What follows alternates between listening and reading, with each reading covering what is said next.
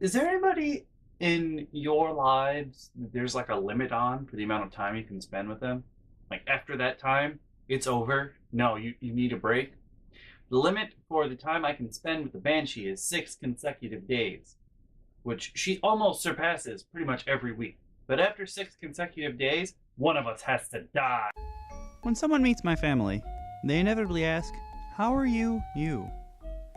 Why is that, you ask? Have I got a story for you? You guys know about my mother's greatest fear. Now I'm going to tell you about the Banshee's greatest fear.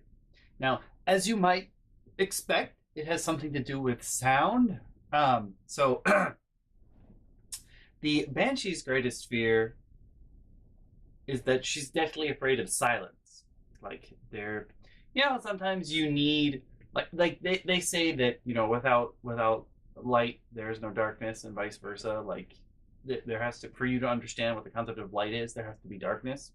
For you guys to understand this, like there has to be silence in order for you to know what sound is. Like they're two halves of the same coin, that you need both of them for them to exist. Except in my sister's eyes, there can be no silence. Silence is evil, and you can't have it.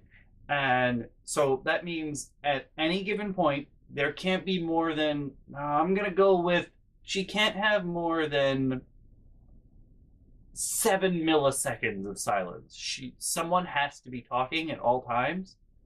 So she just talks and talks and talks and talks and talks and talks and talks and talks and talks. And then she gets mad that people don't want to listen to her, or is mad that people don't want to join in the conversation. But it's hard to join in a conversation when you don't have time to process things. Like, I don't have a filter, so I just say things out loud. Usually terrible, terrible things, but that's fine. Like, I don't have a filter. I don't think about it, but I still have to like process the idea of I'm about to speak. My sister doesn't do that. The Banshee does not do that. She just keeps talking. And as you well know, she talks as if you're in her head.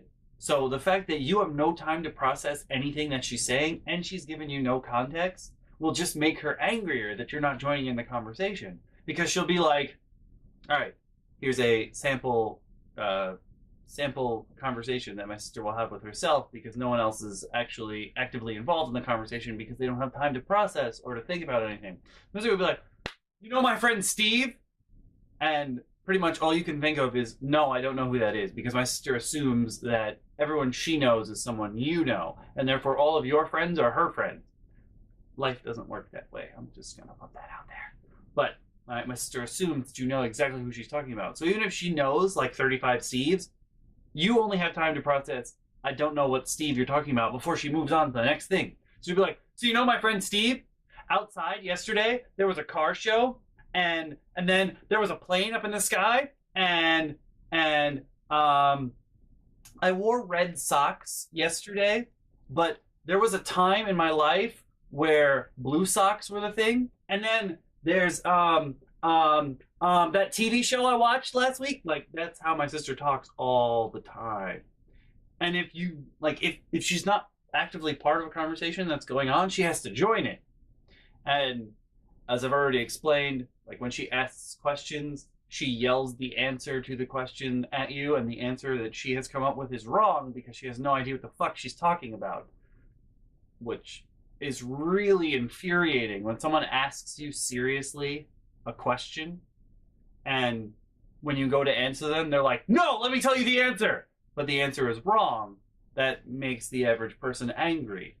But then she'll like get in your face, and she'll be mad about it, about how she's right and you're wrong, even though she asked you, because she doesn't actually know, but she's going to tell you things about it anyway. Now, if you have watched previous episodes, you know I have a thing that my family and friends like to call carpolepsy, where I fall asleep in any moving vehicle. Doesn't matter what it is. I'm going to be 5 minutes into the trip. Doesn't matter. This is really awful for driving in the car with my sister, because she can't, there can't be silence. So she's got to keep talking to you. And she'll just keep talking to you and talking to you and talking to you and talking to you. And then I fall asleep. See, my sister can't have that.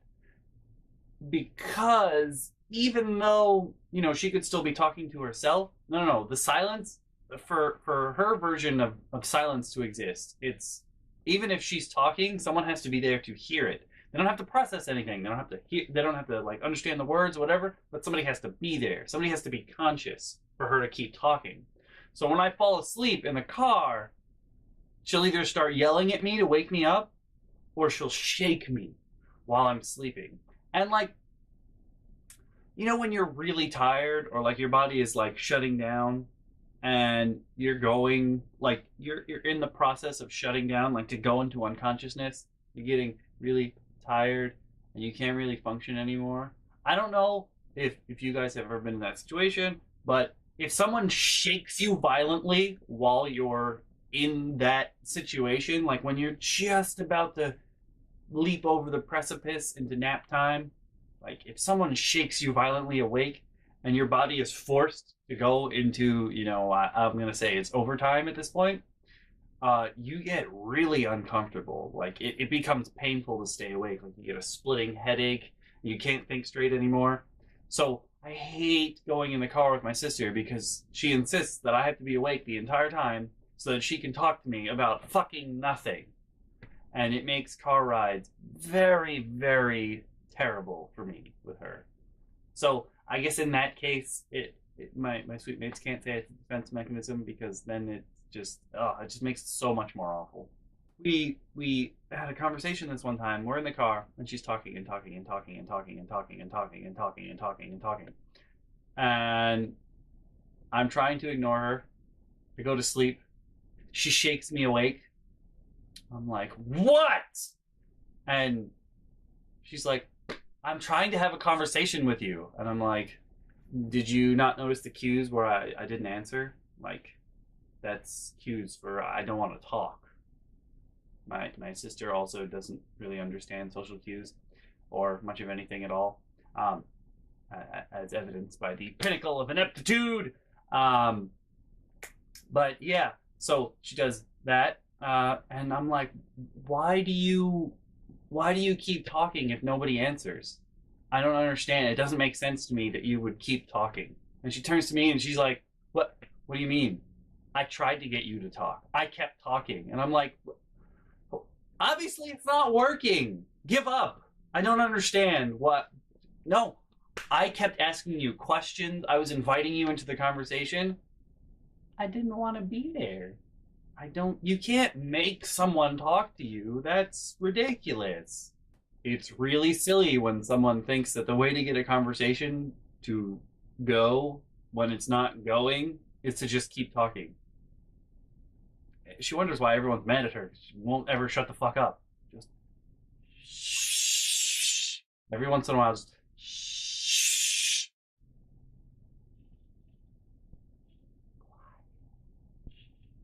As you all well know by this point, especially as evidenced by me referring to my sister as the Banshee, she screams a lot. And there was this one time a couple months ago, there was like a couple down the street arguing with one another, and I was helping my sister get stuff out of the car for the dog because she has to bring the dog everywhere she goes. So anyway, I'm helping her get stuff out of the car, and she hears these people down the street arguing. And she's like, oh my God, they're so loud. Don't they know that they shouldn't be like this in public? And I almost dropped what I was carrying just to stare at her, like, fuck.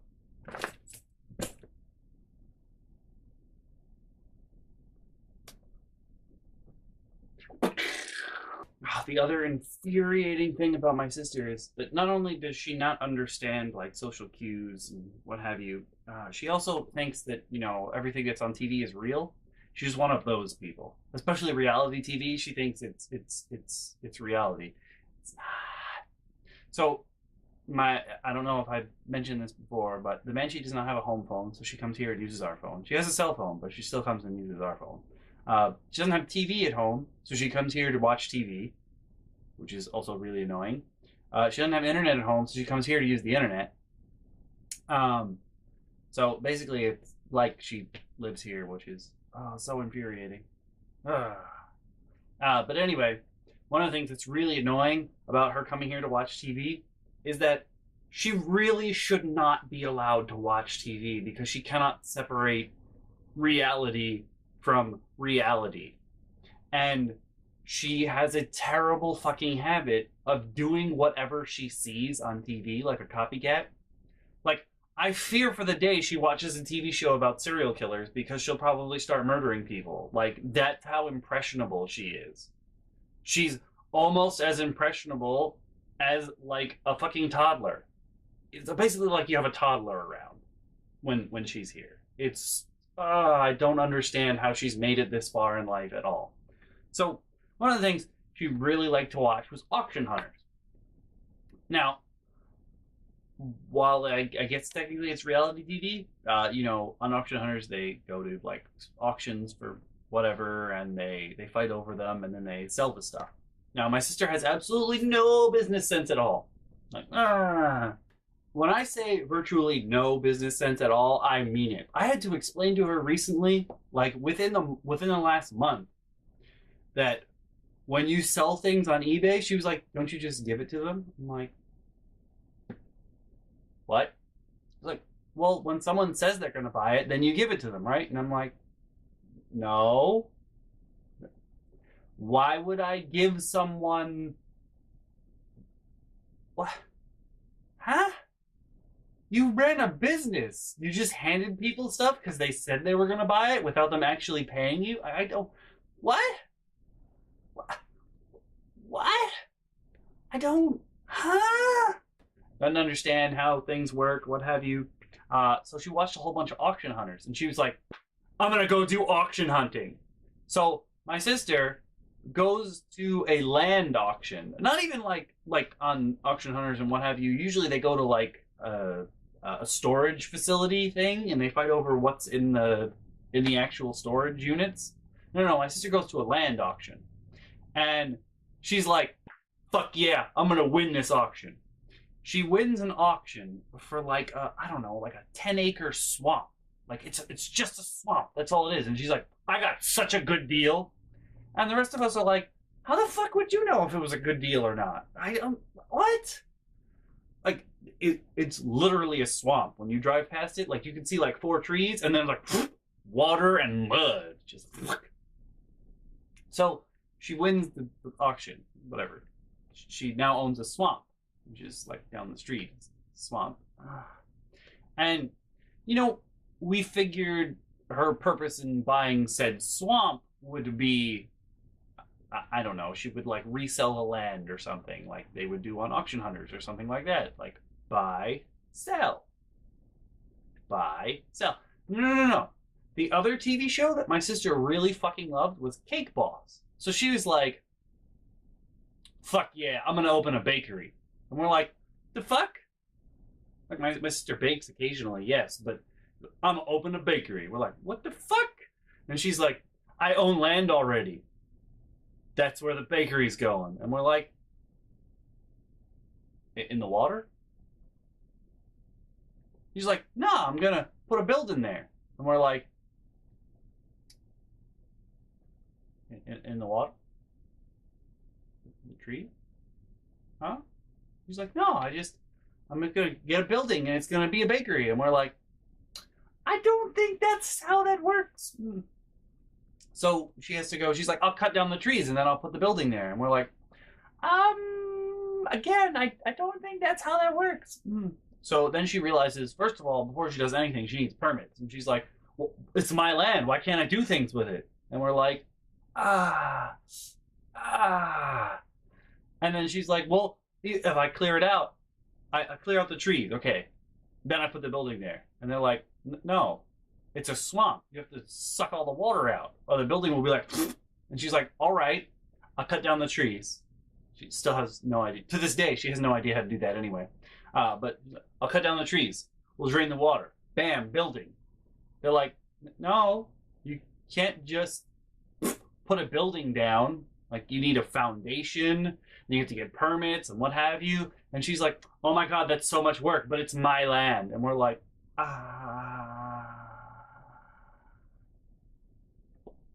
So instead of, you know, randomly making a building, which she didn't even think about. I have to build the building, which costs money. She just thought buildings appeared out of fucking nowhere. Um, Instead of building the actual bakery, she's like, I got it. I'm going to go and I'll buy a place. So she ends up buying a cafe because she's changed her mind. She doesn't want a bakery. She wants a cafe. Except she runs the cafe as though it were a diner. Does everything a diner does, but calls it a cafe. She comes up with the most generic name possible because no one had thought of it before. And we're like, yeah, that's like, you don't say,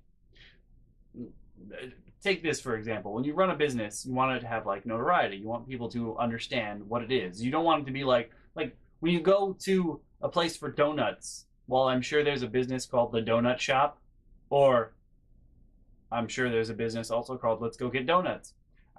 You wouldn't call it that because then no one would know what you were talking about. Like when you go to a place for burgers, like Red Robin, McDonald's, if you want to call them burgers, Burger King, like those are all names. It's not like the burger place.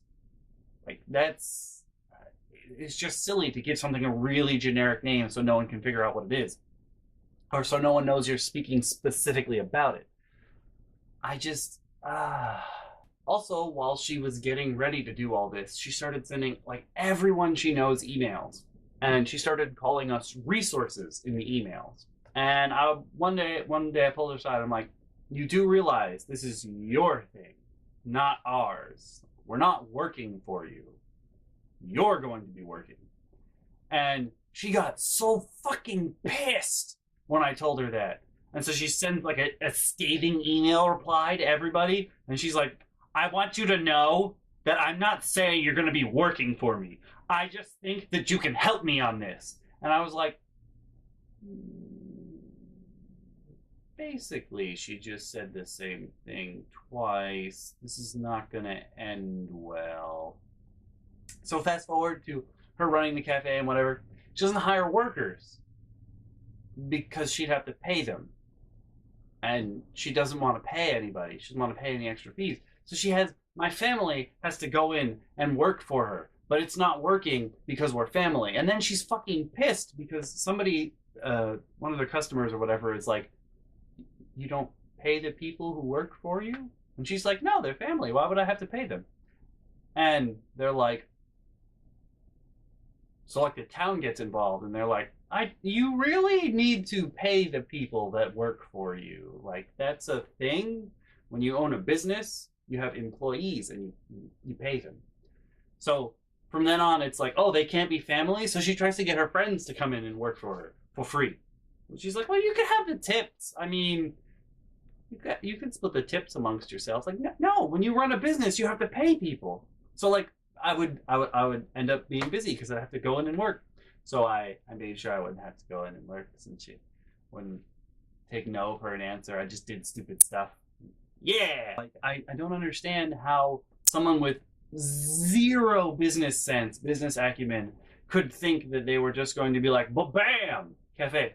Also, the funny thing is, probably the funniest thing by far is that the way the cafe was set up, she has since sold it, gotten rid of it because she wasn't doing well. She sold it to some other idiot, so she made back whatever she lost, which was actually very good on her part. But the thing about the cafe was, as you can imagine, you don't really want to be with my sister for long periods of time because she's always screaming for no reason. The way the cafe was set up was like you come in the door, there's like the seating area, you can go back, there's like a bathroom, and then you can walk into the kitchen, which takes up like, it's like a L Tetris block kind of. And so there's like a door in the back, and then there's the counter, and then there was a half saloon door. So it's not even like a real door. And my sister would go back into the kitchen and she'd start fucking screaming over nothing all the time, like all day long, like, he didn't give me money for coffee! In the back, which is not really the back because it's one room and there's just a half saloon door. So she'd start fucking screaming her head off behind the saloon doors. And then she'd get mad when somebody else raised their voice outside. She'd be like, when I'm in the back, no one can hear me! Which is pretty much what happened every single day. I have no idea how she had return customers. Why would anyone go back to that place? So she thought that because she was behind a saloon door, no one could hear her. It's not even a real fucking door.